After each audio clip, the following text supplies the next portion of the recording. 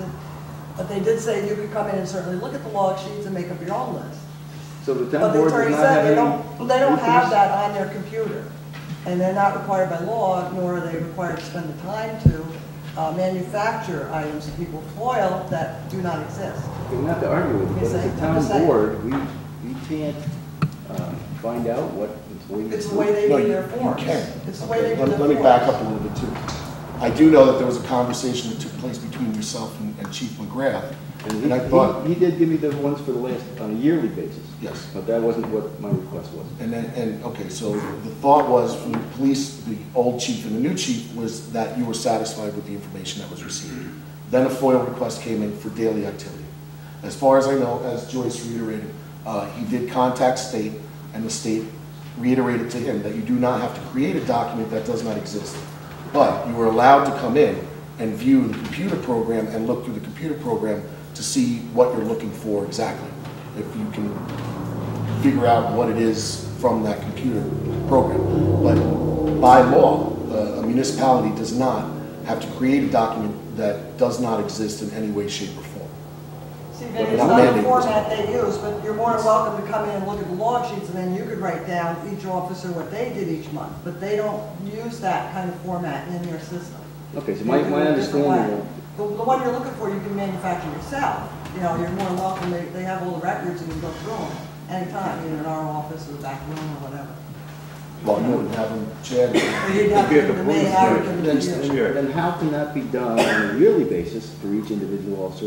Like Jim did give me those, that was July 18th, but that was for the last 3 years. How do they do that on a yearly basis, but can't do it on a monthly? How do they? The program they use, the software, I don't know. I don't know how they created the document that you received. Or I think too that it's always been wanted, maybe by the year, but not by the month like that. You know what I'm saying? There was no call for it. I just don't understand, and then granted, I'm no wizard on a computer, that's for a dog answer, but I don't understand how it can be given to me on a yearly basis without being construed from a monthly basis. It must be what they need for their reports, that they just have that version of it. I mean, maybe there's a way. I believe what occurred is that they took the numbers from the computer and basically created a document for you on an annual basis, and maybe George knows something about this, but if you want to answer, George, you're not required. I'll be glad to help answer any questions that you may have. What was the question? Well, there's a document that tells annually what the police do, individuals, right? Just prior one for the month. It's a personnel report for each individual officer, just like a personnel report would be for the highway department, or a personnel report for an ambulance, or your personnel report, like what you did during the day. Well, that's foilable. If you want to foil that and pay for it, that's not a problem. We can provide you with that information. Just a question I asked, and they already did that. We foiled it, but never got it. And July 1st was the foil date. Right. It's August 4th now. And we have until August 20th to provide that to you by FOIL law. So we have a month and a half to do that? That's correct. Okay, that's the question. Joyce said 20 days. So that's what I was concerned about. Well, I don't have the actual FOIL document in front of me, so if you're saying it's July 1st, I don't know what that date was. You asked for what in the FOIL? The same report that we get here on a monthly basis, or the same one that Officer Chief McGrath gave me around July. I don't know what Chief McGrath gave you. Okay, he gave me a yearly report on each officer, what their activity was, and it was very similar to the monthly report. Okay. And I just requested that for the last 12 months. Okay. Just so you know, if you FOIL it, you're going to have to pay for it. Okay. But if you just ask us for it, we'll provide it to you. Well, that was exactly my point. They don't have a monthly report that they generate. We don't, when we generate a report, we just generate a report for all the instances that occurred during the month. We don't break it down by officer. Right, so he's All right, so that's exactly, can that be done by the Shandaken Police Department to give town board member a activity report of each individual officer for the last 12 months? That was my question back in June.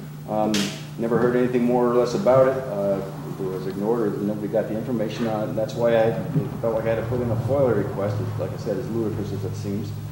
Back in July 1st. I think again that this is a conversation for you to have with Chief Story and discuss with him. I do know that he was looking into it, But again, I'm not familiar with what your database is or how your records are kept.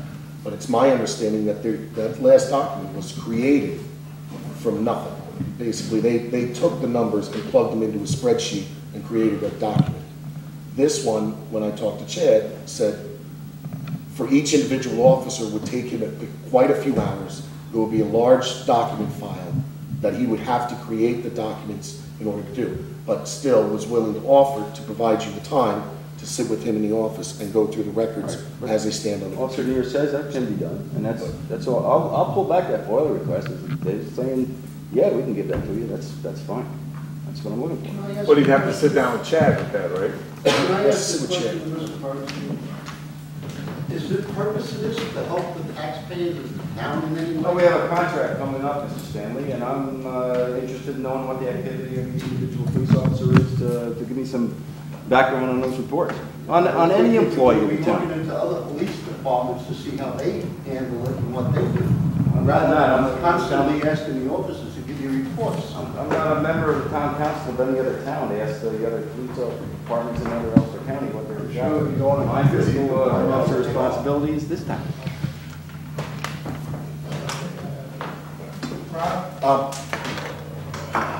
You know, I was really, I was had my fingers crossed, my toes were crossed, that I get out of this meeting without a comment. Well, I want to find out Let me about just Sharp. do it.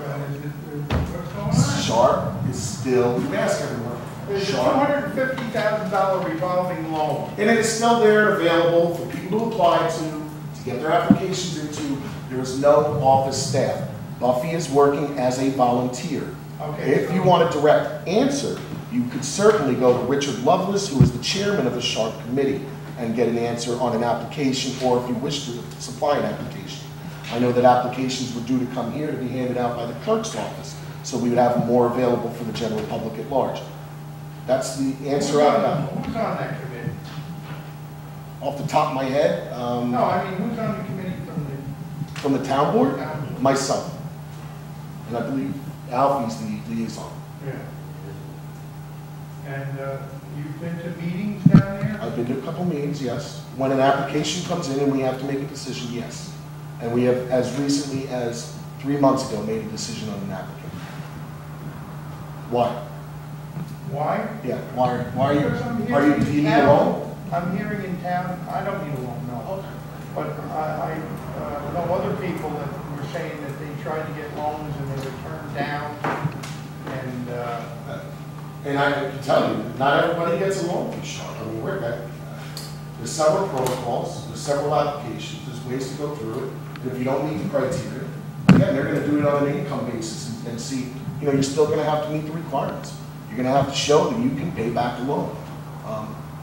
Again, we have people that are in collections right now that we're still trying to get money from. But Sharp is still there, still operational, still the revolving loan fund is still operational, available for people to apply to.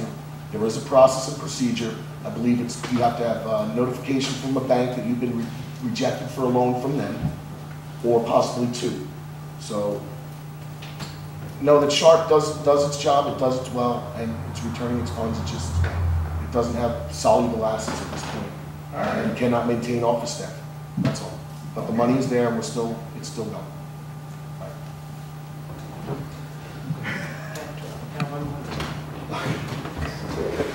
Mr. Perez. Does anybody have any logical answer for why the city continues to dump turbid water out of the Shandaken tunnel into the Esopus Creek? Because they hate us. Well, is there any recourse that we have to prohibit No, it? we go through this monthly, and there is a meeting coming up, forgive me, I don't have the date, up in Tannersville, this meeting is, and they do a biannual meeting. One is at the start of the problem, if you will, and then wintertime, we get the meeting here at the town hall. The problem is that they're trying to figure out the source of the turbidity. Every time they think they have it pinpointed, it turns out that's not what the source of turbidity is. Last I knew that they were looking at wave action on the top of the reservoir, creating an undulation within the reservoir body itself, which creates the turbidity by the intake for the Shandaken tunnel. That's the best answer I can give you. Of course, Mr. Riccadella has a more scientific approach. Well, the Yes. fact that nobody else is dumping water into the stream and they continue to get away with it. I don't disagree with you, but again, this is something that's not only here, it's gone down through Olive and it goes all the way down through Saunders. I mean, it's just a continuing problem with this turbidity being an issue. The Congressman's office was here tonight, George Christian, and there is such a thing as a federal Clean Water Act. Yes. Which they had some And input on. Congressman Gibson has formed what's called the WAG, or the Water Advisory Group, which I'm a member of. And again, one of their key points is to try to find and help the city not only find the source, but solve the problem. I also know that they're due to start construction on the intake tunnel, on the intake portion of the tunnel, coming up in, I believe, 2016, if not earlier. I know they're ahead of schedule on dam work, so it might bump up the construction schedule for further work on the tunnel. But their claim is that they believe it's emanating from within the reservoir itself. There does not seem to be any major turbid source coming from within the tunnel, meaning some kind of breach in the tunnel that would provide the turbidity. But other than putting on scuba gear and swimming through there myself, I have no idea how to figure it out. Yes, sir, Rick. Yes, I was talking to Tommy Tittle, who works for one of the electric companies in New Jersey, and he was saying, why don't they think about getting a turbine to put on there for, electric energy? Talked about that several years. The city, I think it's a pilot project down in Downfield, I believe, where they're putting turbines into the outflow there. But I know from past conversations with the DEP, again, their concern there is introduction of oils and such into the water, which They have a system right now at the Roundup where they generate the electric that's running all over the reservoir. That could help us here. I know, we know this.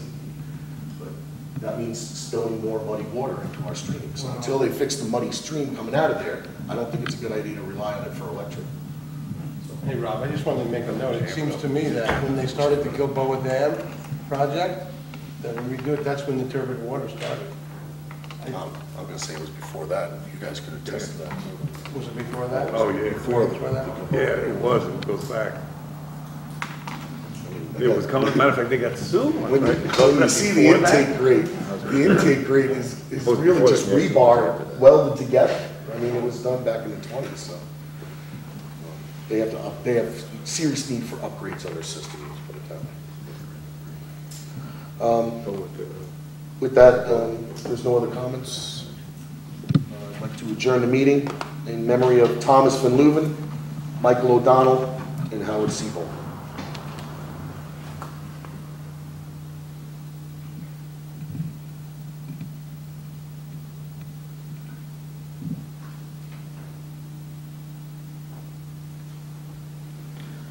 Motion to adjourn. Second. All in favor? Aye. Opposed? Have a good August, folks. Where'd Pete go?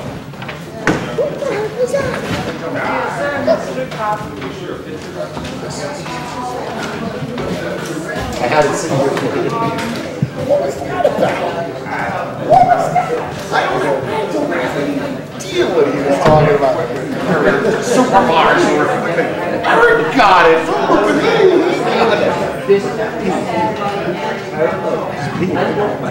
The only thing I can think of is the power lift we just rented. That's the only thing we've got. That's the only thing. Rental contract. I don't even know what it is. I have no idea what that was.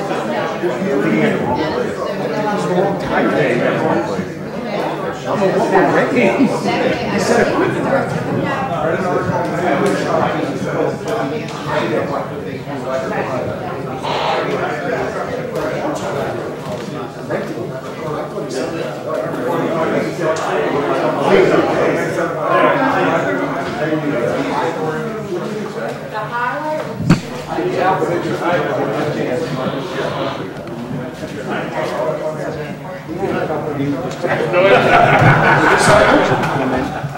probably sell